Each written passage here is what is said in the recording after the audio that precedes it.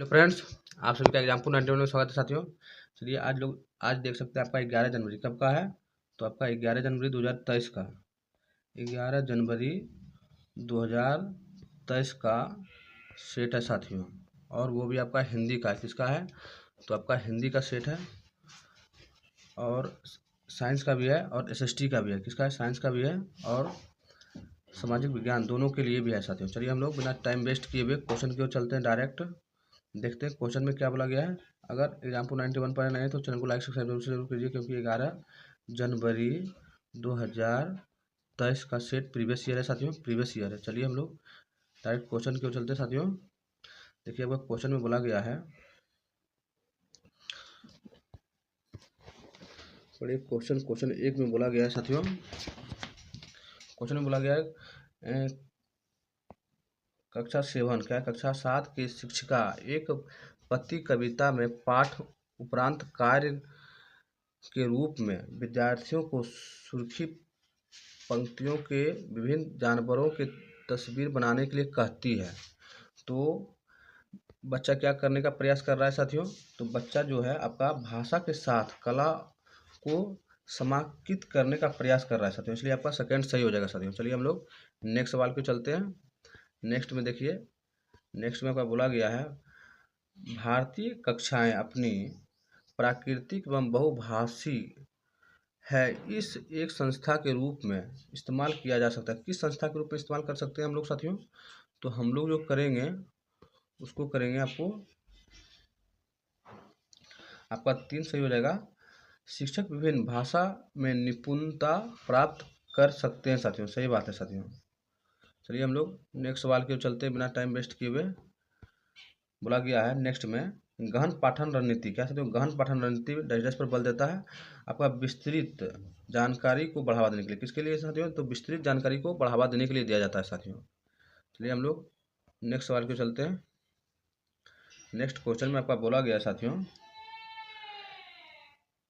सर्वाधिक उचित विकल्प का चयन करते हुए निम्नलिखित कथन को पूरा कीजिए साथियों।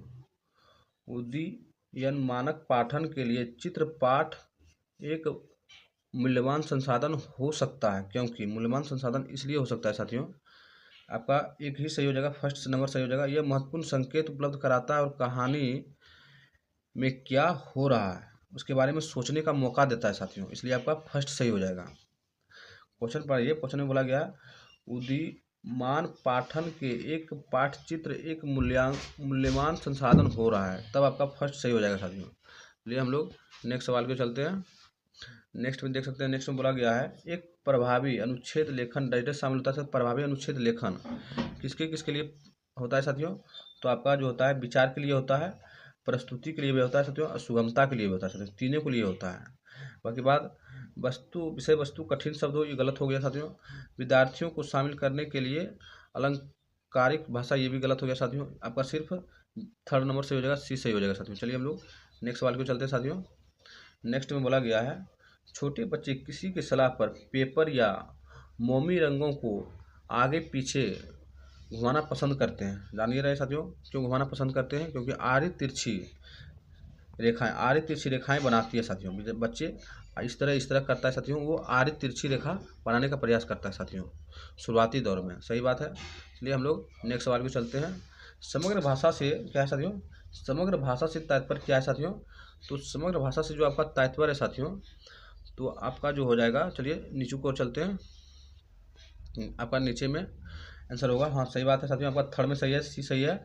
शब्द को भाषा के समग्र टुकड़े के रूप में समझना, समझ सकते हैं साथियों, तोड़ के समझना। जैसे शब्द क्या है, भाषा क्या है, सुगम क्या है, टुकड़ा क्या है, इस तरह को तोड़ के समझना बच्चे के लिए बहुत लाभदायक होता है साथियों। चलिए हम लोग नेक्स्ट सवाल को चलते हैं। नेक्स्ट में आपका बोला गया है एक शिक्षिका लक्ष्य भाषा क्या साथियों, यहाँ देख सकते हैं, ध्यान दीजिएगा, लक्ष्य भाषा जैसे बोल दिया, आप लोग जाना है व्याकरण अनुवाद पद्धति में, क्योंकि लक्ष्य भाषा आपका व्याकरण अनुवाद पद्धति होता है साथियों। शिक्षिका के लिए बच्चे की मातृभाषा को अनुदेशन के माध्यम से बनाती है साथियों, उसे डाइजेस्ट करते हैं, तो आपका लक्ष्य भाषा आने का मतलब हो गया कि व्याकरण अनुवाद विधि हो जाएगा साथियों। इसलिए हम लोग नेक्स्ट सवाल को चलते हैं। नेक्स्ट सवाल में है कि सुनना क्या साथियों, सुनना दूसरे व्यक्ति के मौखिक भाषा और गैर भाषिक संकेत को डैश एवं अर्थ के प्रति समुचित तरीके से प्रतिक्रिया देने की योग्यता है साथियों। सुनना, समझ सकते हैं साथियों, आपका क्या हो सकता है सुनना, आपका हो जाएगा समझने और विश्लेषण करने में। क्या है साथियों, समझने और विश्लेषण करने में ज़्यादा महत्वपूर्ण हो सकता है ये साथियों। चलिए हम लोग नेक्स्ट सवाल पे चलते हैं। नेक्स्ट सवाल में जाने से पहले एक बात बताते हैं, आपका जो है 11 जनवरी, क्या है 11 जनवरी 2023 का सेट है आपका हिंदी है, क्या है हिंदी है साथियों। वो भी आपका 15 नंबर जो पेडागोजी आता है बहुत इंपॉर्टेंट है। अगर उसमें 12-13 सही भी हो जाता है तो आपका जो पैराग्राफ आता है उसमें 8 नंबर भी आएगा, तो समझ सकते हैं 12 सही हो गया 8-20 हो जाएगा, उससे भी ज़्यादा हो सकता है, लेकिन 25 नंबर टारगेट लीजिए। चलिए हम लोग नेक्स्ट सवाल पे चलते हैं। नेक्स्ट क्वेश्चन में बोला गया साथियों, भाषा सीखने में भाषाई निवेश को व्याख्यायित करने का कौन सा शब्दावली सर्वाधिक उपयोग है साथियों। तो कौन सा शब्दावली साथियों, आपका बाल निर्देश वाक्य साथियों। अब इसी को हम लोग बोलते हैं बाल केंद्रित। क्या बोलते हैं साथियों, इसको हम लोग बाल केंद्रित कहते हैं साथियों, बाल केंद्रित हम लोग इसी को कहते हैं साथियों। चलिए हम लोग नेक्स्ट सवाल पे चलते हैं साथियों। नेक्स्ट में बोला गया है, यदि एक बच्चा अपने शुरुआती वर्ष में एक दूसरे परिवेश में रहता है जहां भाषा का बहुत कम या कोई भी खुलासा नहीं, उसका भाषा विकास सीमित हो, निम्नलिखित में से कौन सा उपयुक्त कथन समर्थ करता है साथियों। तो वो जहाँ भाषा नहीं सीखा है वो हो जाएगा आपका विकास की संवेदनशील अवधि हो जाएगा साथियों, क्योंकि उसके पास विकास नहीं हुआ है, भाषा का विकास उसके पास हुआ ही नहीं है साथियों, उसी को हम विकास की संवेदनशील अवधि कह सकते हैं साथियों, क्योंकि शुरुआती दौर में भाषा सीखवे नहीं किया साथियों। चलिए हम लोग नेक्स्ट सवाल पे चलते हैं। नेक्स्ट में बोला गया है, निम्नलिखित में से कौन सा उपकौशल नहीं है साथियों। क्या है, उपकौशल नहीं है बोला गया है। तो आपका जो उपकौशल है साथियों, आपका संबंध बनाना ये है, अनुमान लगाना भी उपकौशल है साथियों, और उसके बाद आपका अवबोध, क्या है साथियों, आपका अवबोध भी है साथियों, लेकिन आपका लिपिबद्ध करना आपका उपकौशल में नहीं आता है, इसलिए आपका सी सही हो जाएगा साथियों। चलिए हम लोग नेक्स्ट सवाल पे चलते हैं। नेक्स्ट में देख सकते हैं, नेक्स्ट में बोला गया है, एक शिक्षिका इस बात में विश्वास करता है कि शिक्षार्थियों को अधिकाधिक बोधगम्य निवेश दिए जाने चाहिए, क्योंकि यह भाषा अर्जन की सुगमता बनाता है। शिक्षक को यह विश्वास डैश से संबंधित है साथियों।